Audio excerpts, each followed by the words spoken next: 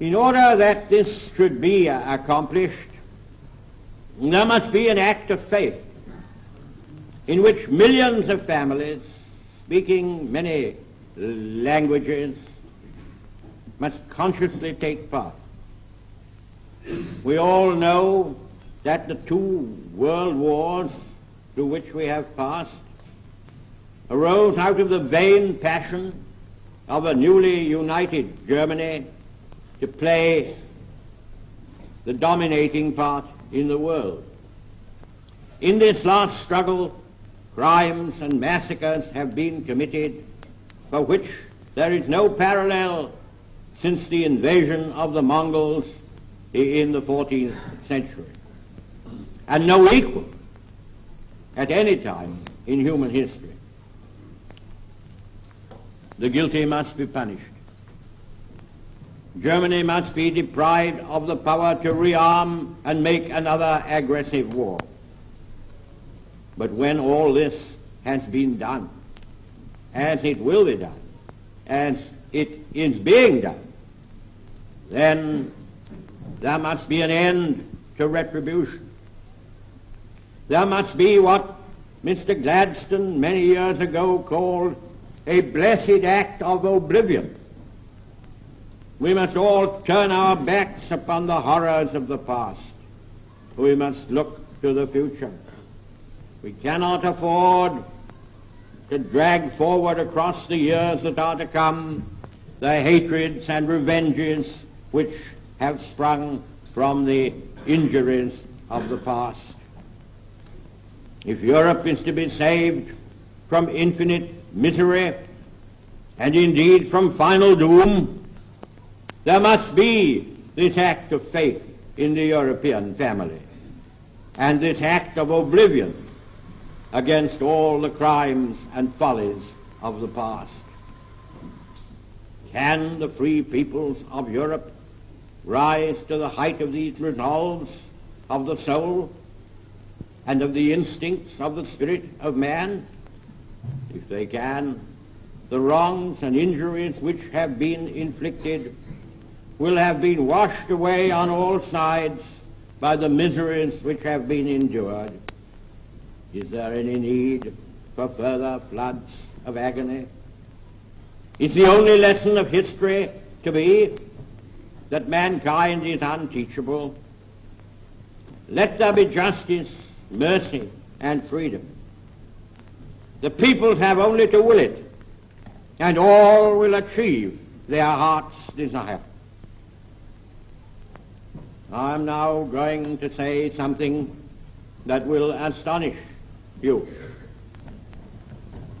The first step in the recreation of the European family must be a partnership between France and Germany. In this way only can France recover the moral and cultural leadership of Europe. There can be no revival of Europe without a spiritually great France and a spiritually great Germany. The structure of the United States of Europe, if well and truly built, will be such as to make the material strength of a single state less important.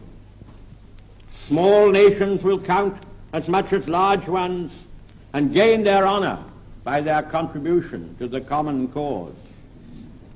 The ancient states and principalities of Germany, freely joined together for mutual convenience in a federal system, might take their individual places among the United States of Europe. I shall not try to make a detailed program for hundreds of millions of people who want to be happy and free, prosperous and safe, who wish to enjoy the four freedoms of which the great President Roosevelt spoke and live in accordance with the principles embodied in the Atlantic Charter. If this is their wish, if this is the wish of the Europeans in so many lands, they have only to say so, and means can certainly be found and machinery erected to carry that wish to full fruition. But I must give you a warning. Time may be short. At present, there is a breathing space. The cannons have ceased firing. The fighting has stopped, but the dangers have not stopped. If we are to form the United States of Europe, or whatever name it may take, we must begin now.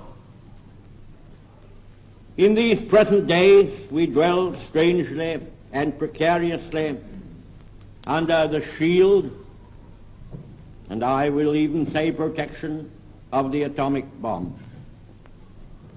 The atomic bomb is still only in the hands of a state and nation which we know will never use it except in the cause of right and freedom. But it may well be that in a few years this awful agency of destruction will be widespread, and the catastrophe following from its use by several warring nations will not only bring to an end all that we call civilization, but may possibly disintegrate the globe itself. I must now sum up the propositions which are before you. Our constant aim must be to build and fortify the strength of the United Nations organization. Under and within that world concept, we must recreate the European family in a regional structure, called, it may be, the United States of Europe. And the first practical step would be to form a Council of Europe.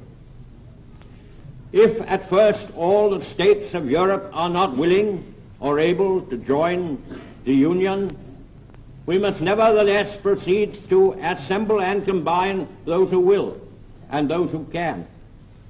The salvation of the common people of every race and of every land from war or servitude must be established on solid foundations and must be guarded by the readiness of all men and women to die rather than submit to tyranny.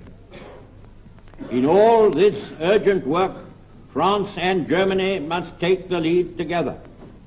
Great Britain, the British Commonwealth of Nations, mighty America, and I trust Soviet Russia, for then indeed all would be well, must be the friends and sponsors of the new Europe and must champion its right to live and shine. And therefore I say to you, let Europe arise.